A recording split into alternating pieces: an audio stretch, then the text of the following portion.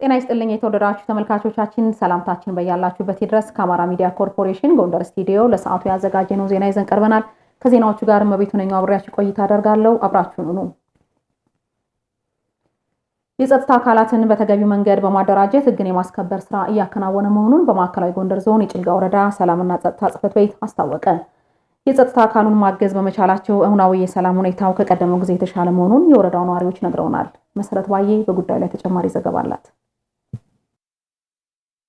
የሁሉም ነገር መሰረት የሆነውን ሰላም ለማረጋገጥ የመንግስት የህብረተሰብና የባለድርሻ አካላት የተቀናጀ ጥረት ወሳኝ ነው። ሰላምን ዘላቂ ለማድረግ በእያንዳንዱ የህብረተሰብ ክፍልና ይህ ተልእኮ በተሰጣቸው ተቋማት ላይ የሚወድቀው ኃላፊነትም ከፍተኛ ነው። ሰላም የአንድ አካል ብቻ ጥረት ሳይሆን የሁሉም ተቀናጅቶ መስራት ውጤትም ነው። በማዕከላዊ ጎንደር ዞን የጭልጋ ወረዳ ነዋሪዎች በአካባቢው የተከሰተውን የሰላም ችግር ተረድተው የጸጥታ አካሉን ማገዝ በመቻላቸው አሁናዊ የሰላም ሁኔታው ከቀደመ ጊዜ የተሻለ መሆኑን ያነሳሉ።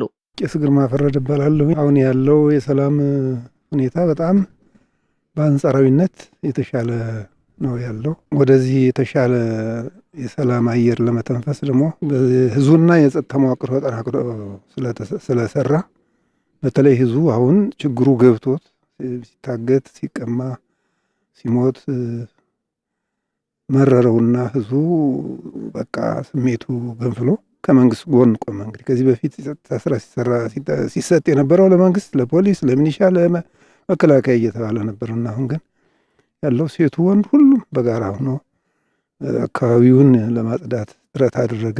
መቀሽ ታረቀኝ ይባላል።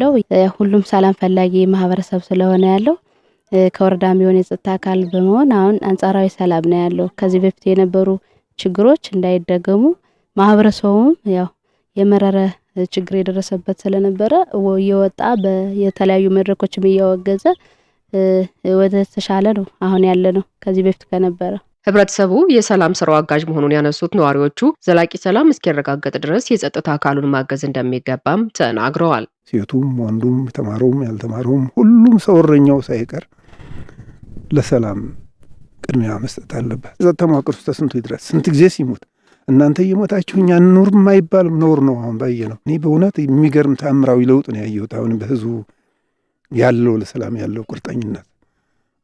ድሮ እኔ ፖሊስ አይደለሁም አልይዝም ሌባ ሲል ነበር። አሁን በጀሌ ሆነው የታጠቁ ሰዎችን እስከ ማሰር ድረስ ደርሷል አርሶ አደሩ እና በጣም ትልቅ የህዝብ ተሳትፎ ነው ያለው። ማህበረሰቡ ራሱ ከልጁ ጀምሮ የመከረ ልጁን ማስተካከል እንዳለበት ከወረዳም ቢሆን የጸጥታ አካባቢ እየመጡ ያው እያጠናክሩን አሁን ሰላም እንዲመጣ ሁሉም ነው እየዘመረ ያለው። ለወደፊትም ቢሆን ይሄን ሰላምነት በአስተማማኝነት ለማስቀጠል ያው ማህበረሰቡ ሁሉም በርብርብ እየሰራ ነው ያለው። የጸጥታ አካላትን በተገቢው መንገድ በማደራጀት ህግ የማስከበር ስራ እየተከናወነ መሆኑን የወረዳው ሰላምና ጸጥታ ጽሕፈት ቤት ኃላፊ አቶ ሀብታሙ እንዲህ ነው ገልጸዋል። ሰላም አስከባሪና ፖሊስን በአግባቡ በማጠናከር በማደራጀት ህግ ማስከበር እንቅስቃሴ ውስጥ ገብተን አሁን ላይ ያለው የወረዳችን የሰላም ሁኔታ በተሻለ ሁኔታ የሚገኝ ወረዳ ነው። ዘላቂ ሰላምን በአስተማማኝ ሁኔታ ለማረጋገጥ ዝግጅቶቹን እያደረግን ነው ያለነው። አሁንም የወታደራዊ ካምፕ መስርተን ስምሪት እየሰጠን እንቅስቃሴ እያደረግን ነው ያለነው። አሁን ማህበረሰቡ እገታዎች፣ ግድያ ወንጀሎች፣ ሌሎች ዘረፋዎች ሁሉም ላይ የሚደርሱ እንደሆነ ተገንዝቦ ያለ ማህበረሰብ ተሳትፎ ዘላቂ ሰላም አይረጋገጥም የሚለውን ዋና ጭብጥ ይዞ ከጎናችን ነው ያለው። የወረዳውን ሰላም ለማረጋገጥ በተሰራ ስራ ታጥቀው ወደ ጫካ የገቡ አካላትን በምህረት ማስገባት መቻሉንም የወረዳው አስተዳዳሪ አቶ አዛነው አደባ አመላክተዋል። የሀገር ሽማግሌዎችን የሃይማኖት አባቶችን በጋራ አወያይተን እነዚህ የታጠቁ ኃይሎች ቅድሚያ ጦርነት አማራጭ እንዳይሆን እንዲገቡ አቅጣጫዎችን አስቀምጠን ወደ 247 የሚሆኑ የታጠቁ ኃይሎች በምህረት ገብተዋል።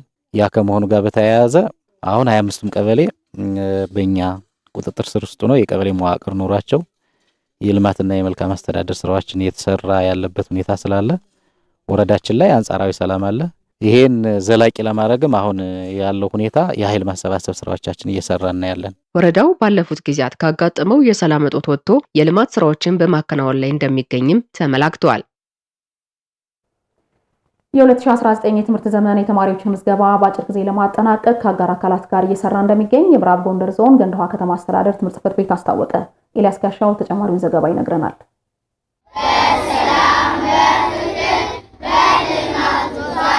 ተማሪ በረከት አማረና ብሌን ዘነበ የገንዳዋ ከተማ የቁጥር 1 አንደኛ ደረጃ ትምህርት ቤት ተማሪዎች ናቸው። ለ2019 የትምህርት ዘመን ሲመዘገቡ ያገኘናቸው ተማሪዎች የረፍት ጊዜያቸውን ከጓደኞቻቸው ጋር በመጫወት ቤተሰብ በማገዝና የክረምት ትምህርት በመማር እንዳሳለፉት ነግረውናል። ለአዲሱ የትምህርት ዘመንም ከወዲሁ የትምህርት ቁሳቁስ እያዘጋጁ መሆናቸውን የገለጹት ተማሪዎች ትምህርት እስኪጀመርም በጉጉት እየጠበቁ መሆናቸውን ገልጸዋል። ክረምቱንም በማንበብም በማጥናትም ወላጆቻችንን በማገዝም አሳልፌዋለሁ።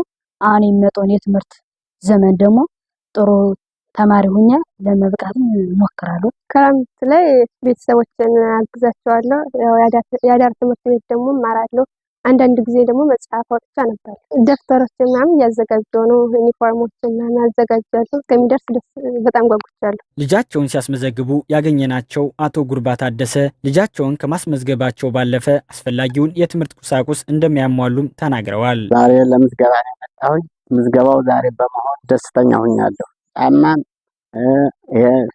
ልብስም ሁሉም የተዘጋጀ ሳንጣ እየገዛሁ እያለበስኩ ነው ያለው። የገንዳዋ ከተማ አስተዳደር የቁጥር አንደኛ ደረጃ ትምህርት ቤት ርዕሰ መምህር ሀብቱ ተስፋ በ2019 የትምህርት ዘመን ከ4000 በላይ ተማሪዎችን ለማስተማር ታቅዶ እየተሰራ መሆኑን አስረድተዋል። መደበኛ ተማሪዎች ወደ 4209 የሚሆኑ ተማሪዎች እቅድ አለና አሁን ወደ 3500 አካባቢ ደርሰናል። በፐርሰንት ሲገለጽ ወደ 90 የሚጠጋ ተማሪዎችን መዝግበናል እና ያው ምዝገባውም እስከ ነሐሴ 30 ይቀጥላል። የዘንድሮው የተማሪዎች ምዝገባ በአጭር ጊዜ ውስጥ ለማጠናቀቅ ከአጋር አካላት ጋር የተለያዩ ስራዎች ሲሰሩ መቆየታቸውን የገለጹት ደግሞ የገንዳዋ ከተማ አስተዳደር ትምህርት ጽሕፈት ቤት ኃላፊ በየነ አዳነ ናቸው።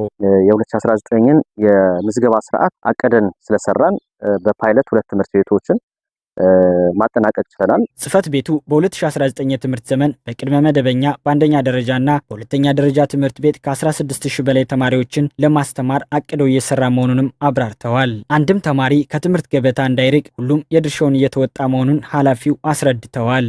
አንድም ህፃን ከትምህርት ገበታ ውጭ እንዳይሆን በርካታ ስራዎችን እየሰራን ያለ ነው። እንደዚህ አይነት የኢኮኖሚ ችግር ያለባቸውን የአካል ጉዳት ያለባቸውን ተማሪዎች ጭምር ለማገዝ አቅደን እየሰራን ያለን በርካታ ቁሳቁሶችን አሰባስበናል። በክረምት መስከረም 5 ትምህርት የሚጀመርበት ቀን መሆኑን የገለጹት ኃላፊው በአዲሱ የትምህርት ዘመን የትምህርት ጥራትን ለማሻሻል ትኩረት ተደርጎ እንደሚሰራም ተናግረዋል። የአገልግሎት አሰጣጡን ቀልጣፋና ጥራት ያለው ለማድረግ እየሰራ መሆኑን የዳባት የመጀመሪያ ደረጃ ሆስፒታል አስታወቀ። የሆስፒታል አገልግሎት አሰጣጥ ከጊዜ ወደ ጊዜ የተሻሻለ መሆኑን ተገልጋዮች ተናግረዋል። መረጃውን ያደረሰን የወረዳው መንግስት ኮሚኒኬሽን ነው። ደረጀ ደረበው እንደሚከተለው አዘጋጅቶታል። የዳባት የመጀመሪያ ደረጃ ሆስፒታል ቀልጣፋና ተደራሽ የጤና አገልግሎት እየሰጠ መሆኑን ተገልጋዮች ተናግረዋል።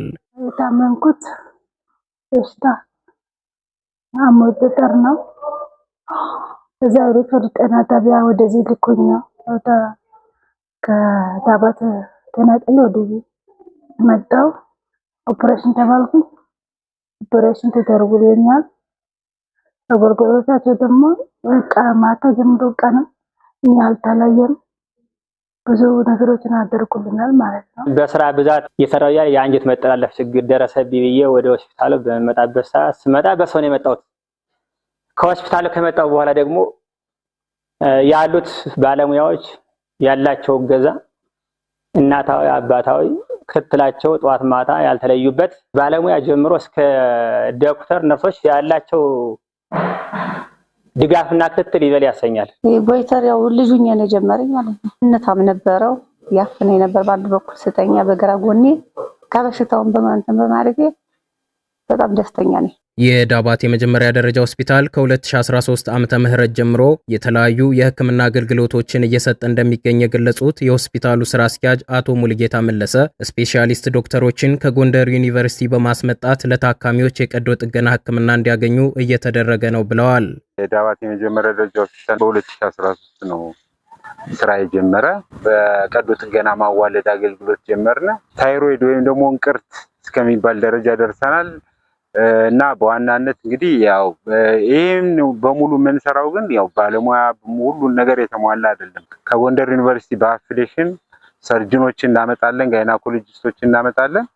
ያንን አገልግሎት ለመስጠት ሙከራ እያደረግን የሆስፒታሉን የአገልግሎት አሰጣጥ ይበልጥ ቀልጣፋ ጥራት ያለውና ተደራሽ ለማድረግ የዳባት ወረዳ አስተዳደር ምክር ቤት በመደበው 1.2 ሚሊዮን ብር ድጋፍና የተለያዩ አጋር ድርጅቶች በሚያደርጉላቸው ድጋፍ የማሻሻያ ስራዎች መከናወናቸውን አቶ ሙልጌታ ተናግረዋል። የበጎ ፍቃድ አገልግሎት ከፍተኛ ወደ 150 የሚሆን የቀዶ ጥገና ከፍተኛ የሆነ ቀዶ ጥገና አገልግሎት ለመስጠት ጥረት እያደረግን ነው። 150 ደግሞ የመለስተኛ ቀዶ ጥገና አገልግሎት ለመስጠት ሙከራ እያደረግን ነው። ይችን አንድ ወር እንግዲህ በቀን 2 እየሰራን ነው። የወረዳ አስተዳደር ምክር ቤቱ በመደበልን በጀት ነው እየሰራን ያለን። የህብረተሰቡን የጤና አገልግሎት ተደራሽነት ለማስፋፋት የተለያዩ አደረጃጀቶችን እያከናወኑ መሆናቸውንም ስራ አስኪያጁ ተናግረዋል።